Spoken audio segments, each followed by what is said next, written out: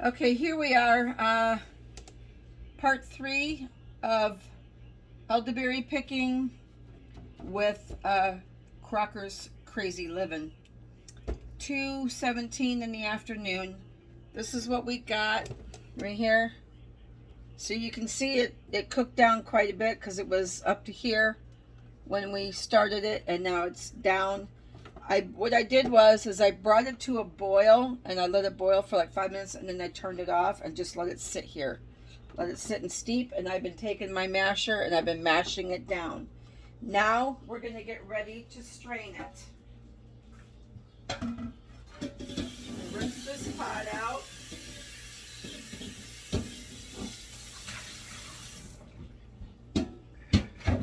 So over at the sink, and I always have a pile of, at least they're clean dishes. I don't know if I can put you over here on this counter. I bet if I moved my dirty mixing bowl, I could put you on this counter. I'm afraid that you're gonna fall off of there. Hold on a minute. Let me move my mixing bowl that's dirty. Let me move that. I was letting it soak because it's nothing worse than trying to clean a mixing bowl that is stuck with frosting. It sticks pretty badly. Okay, so here we are at the sink. I've got my other pot here. I'm going to find my colander. Hope I can find my colander. I know it's in here somewhere. Oh, here it is.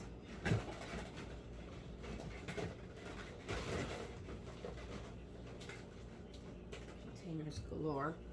Alright, so I got my colander. It's going to go in here.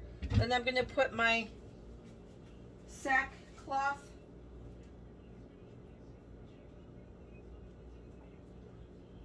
This is my flour sackcloth. I know you're going to say that looks dirty. It's not. It's stained. It is stained because of the elderberries I did last year.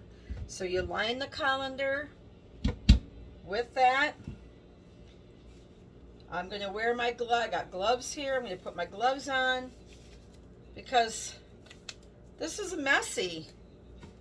If you've ever did grapes for grape jelly and used Concord grapes, that you know, or blueberries, it stains. It stains purple. All right, now I'm going to take my pot. It's been sitting here a while, so it should be cool enough that I can strain this. So mixture goes in here. I gotta let that strain through and see how full it is before I keep going, because if you don't have another humongous pot to put stuff in, you can overflow it. Oh, I got a long way to go. A long way to go.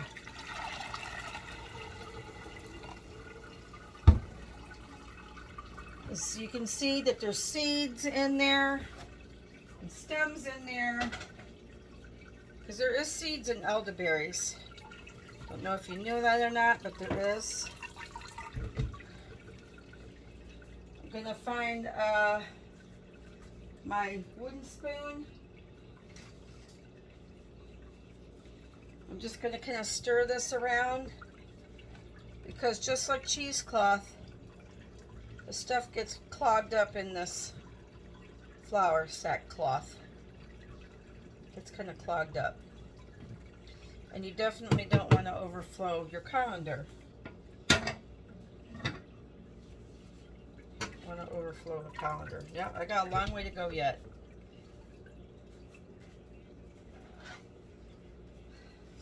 I like having big pots around because you never know what projects I'm going to do, and I need a big pot for.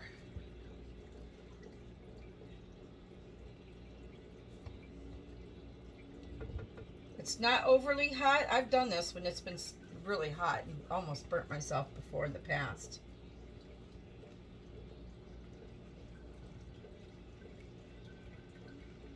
It's kind of hot. It's still pretty hot. All right, let me double check things.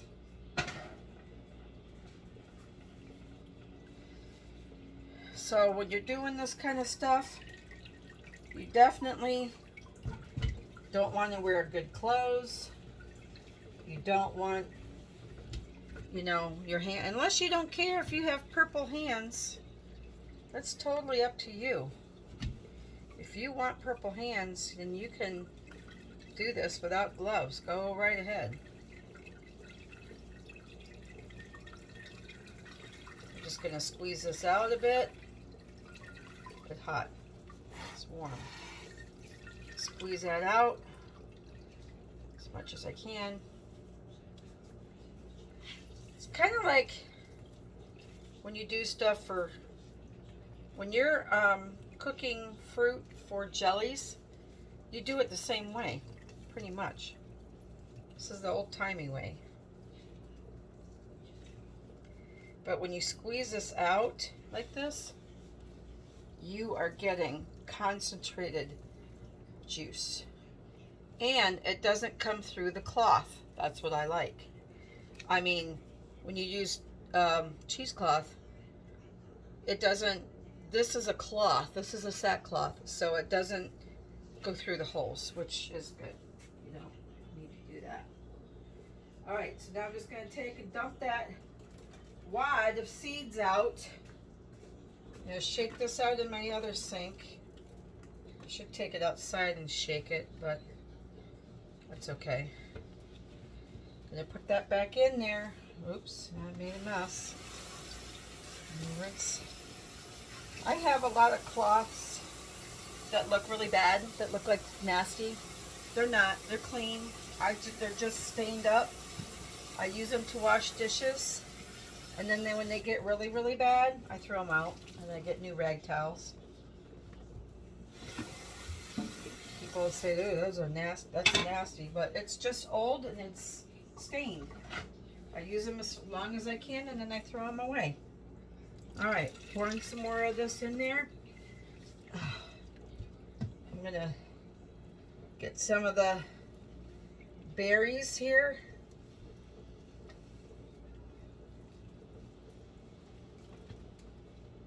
This is quite the job. You know, this is no little tiny job. It makes a mess. All right, so this is all the berries that cooked out. And I'm just going to gather this all up.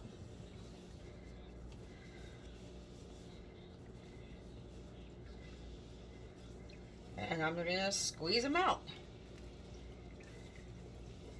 This takes some muscle, you know.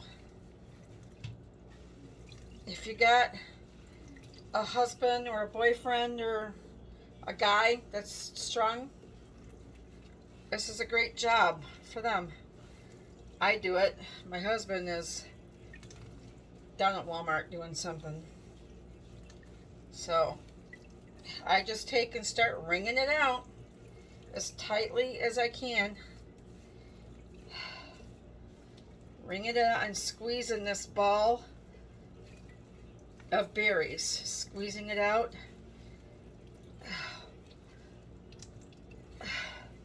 It's definitely a workout for sure. Hair in there.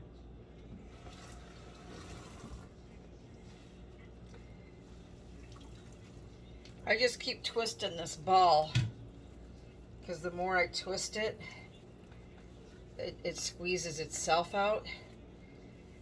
It kind of wrings it out. So as tight as I can get it. Wearing gloves is not foolproof either. Still get juice on you. Oh, gosh. That's about as tight as I can get it.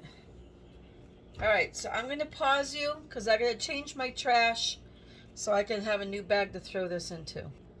Alright, I saved you the boringness of watching me squeeze all of that out, which is about 3 times I had to squeeze that stuff out. three separate batches. You see my gloves turn green with all the color. Back in the day, back in Pioneer Day, when they would find these elderberries, they would use this juice for dyeing their fabrics, or if they were making baskets, dyeing their reeds and stuff. So this is my pot of juice. Quite a big pot of juice. There's still some seeds in there. So what I can do is I can get another vessel, and I could restrain this into a finer mesh strainer, such as this. This is the one I use to make my butter. It is like triple mesh. And what I would do is I would put this on another pot and pour this into here, and then that would strain out whatever seeds are still floating around in there. They, like I said, there's no holes in this, but sometimes seeds have a way of getting through. I don't know how exactly, but they do. So that's the way that I can restrain that into something else. And then now here's all my juice. This is a pretty big pot. It's tall. It's about 10 inches around probably. And it's about probably at least 12 inches tall. I would say that's longer than a ruler, maybe just 12 inches tall. So it's a pretty good sized pot, but it worked fine for what I needed it to do. So, okay, so now here's my juice. Now what I will do after I double strain this to get whatever seeds are floating around in there, I will let it cool, and then I will measure out a couple batches of jelly. It takes 3 cups of juice to make 1 batch of jelly. And I showed you that video the other day, did that video the other day. I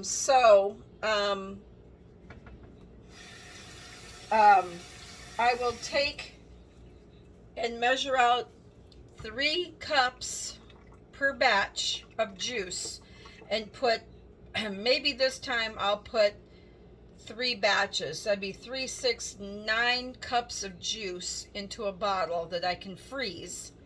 And then the next time I want to maybe somehow mark the bottle so I know exactly what's in it, because last time I didn't do that and I got lucky and I had just enough for 2 batches, but then I thought, well, maybe I planned it that way and just forgot.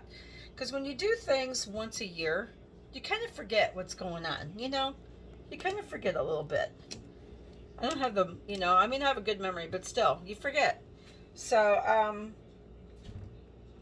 that's what I will do with this. And then I have that other batch. I have that other bucket that I rinsed already and I've cleaned already, and I've got them sitting outside in the shade so I can bring them in and put them in my big pot over there and start over. Because we picked two big things of it. So just gonna rinse out my sink so there's nothing on the bottom of this pot staining my counter. I'm gonna set it over on my table. I'm gonna rinse out my towel, my rag. I'm gonna rinse out my flour sack cloth. So I have that one ready to go again. You're gonna rinse all these seeds out of it. It turns a nice shade of purple, but because the stems are still on the berries, and it doesn't matter if you do that. I don't think it, my mother-in-law says it doesn't hurt nothing. She's done it that way for years. Just stick them in that pot, stems and all, and boil it. So, I don't want to use hot water. I don't care if I use hot or cold to rinse this out, because I'm just rinsing the seeds out of it, number 1. And number 2, this is dedicated for this. So when I do go to wash it out, I might put a little bit of bleach in my wash water. It gets put away for the next time. And because it's stained, I know which one it is. And I got juice all over my floor.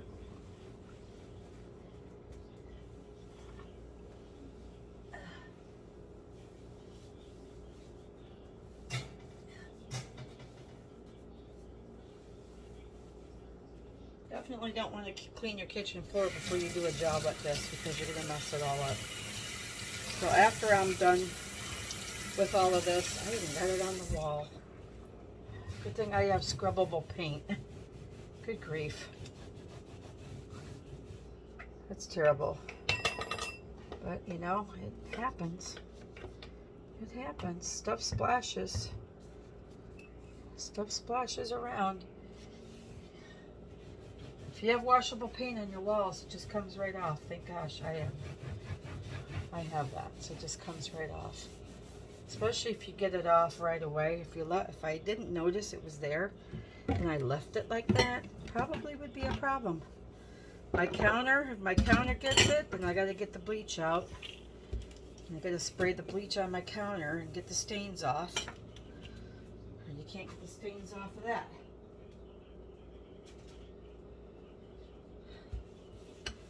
All right, so that is that for right now. That's pretty much all there is to the juice. I don't think I need to come back for another video of elderberry picking part 4. I don't think I need a part 4, because that's it. That's it. That was from going to the field and picking the berries, to coming home and sorting the berries, putting them into the pots and boiling the berries, and then straining the berries. That's pretty much it in a nutshell. So now, if you want some of this juice to be drinkable juice for sicknesses and stuff, or just to, you know, as a elixir to help you feel good, because you want the benefits of the antioxidants, you measure out how much juice that you want to like put in a small jar or something, because it only lasts like 2 to 3 weeks in the refrigerator. I wouldn't keep it longer than that, because it will spoil. It doesn't last forever. If you have a lot of it that you want to make, you could probably freeze it in smaller containers and then pull it out as you want it. So you measure out whatever juice you're desiring to have, and then you add a little bit of clove, a couple teaspoons of cinnamon. What I did was I did a cinnamon stick and a teaspoon or a tablespoon of cinnamon. It depends on how much. I did like 4 cups of juice. So I put a teaspoon of cinnamon. I put a cinnamon stick in there. I put like a 1/4 teaspoon to a 1/2 teaspoon of clove in there. Or if you have whole clove, maybe just a couple pieces. I took a piece of fresh ginger and peeled it, grated it, and put that in there. And then honey. I used like probably about a cup, 1/2 cup to a cup of honey. I went that by taste. So then I stirred that all up, boiled it for a few minutes. Not long, just long enough to get the honey hot and get your spices going. Then you want to strain that juice. You want to strain that cinnamon stick out, and the cloves and the little pieces of ginger. You want to strain that out. And then you can transfer that juice into either a bottle or a jar and then put it in your refrigerator. And if you want to drink it as a preventative, you do a shot a day, you know, like a little shot glass a day. If you have a sore throat or you're not feeling well, you could do 1 to 2 shots a day. That'll help you to feel better, like sore throats and stuff. I think that's it. If you have any questions or comments, please do that below. If you have not have a chance to subscribe to my page and you enjoy what I'm doing, what I'm trying to show you, and what I'm trying to teach people, please subscribe to my channel so I can keep going. Give me a thumbs up. I would really, really appreciate that. And like I said, if you have any comments or questions, I will do my best to answer your questions. Just leave them in the comments below. I appreciate it. Have a super day and a great 4th of July, because this is 4th of July weekend. Tomorrow is Monday, the 4th of July. Be safe, have fun, and I will catch you on the next video. Have a good day. Bye.